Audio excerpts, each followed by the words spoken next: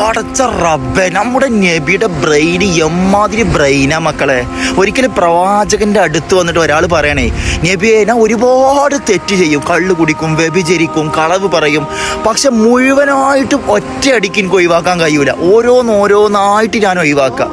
അങ്ങനെയാണെങ്കിൽ ഞാൻ ആദ്യം ഏത് ഒഴിവാക്കണ്ടെന്ന് ഈ ആള് നബിനോട് ചോദിച്ചപ്പോൾ നബി പറഞ്ഞു കൊടുക്കുകയാണേ, ഇന്ന ഇജ് ആദ്യം കളവ് പറയാന്നുള്ള ശീലം ഒഴിവാക്കുക എന്ന് പറഞ്ഞു. ഇയാളാകെ അന്തം വിട്ടു. കാരണം അതിനേക്കാളും ഗുരുതരമായ തെറ്റായ കള്ളുകുടിയും വ്യഭിചാരവുമുള്ള എന്നോട് നബി ആദ്യം പറഞ്ഞത് കളവ് ഒഴിവാക്കാനാണ്. ഏതായാലും അയാൾ ആ സദസ്സിൽ നിന്ന് പോയി. പിറ്റേ ദിവസം കള്ള് ഷാപ്പിലെത്തി അയാൾ ഇങ്ങനെ ചിന്തിക്കുകയാണ്, ഞാൻ ഇന്ന് കള്ള് കുടിച്ചാൽ നാളെ നബിയുടെ സദസ്സ് പോകുമ്പോൾ നബി എന്നോട് ചോദിക്കൂലേ ഇജ് ഇന്നലെ കള്ള് കുടിച്ചോന്ന്. അപ്പം ഞാൻ സത്യം പറയേണ്ടി വരുമല്ലോ, അതുകൊണ്ട് കള്ള് കുടിക്കണ്ട. പിന്നെ ഇങ്ങനെ പോയപ്പോൾ ഒരു സുന്ദരിയായ പെണ്ണ്, അയാൾക്കൊന്ന് വ്യഭിചരിക്കാൻ പൂതിയായി. അപ്പോൾ അയാൾ ഇങ്ങനെ ചിന്തിക്കുകയാണ്, നാളെ ഇപ്പം നബിയുടെ സദസ്സ് പോയാൽ നബി എന്നോട്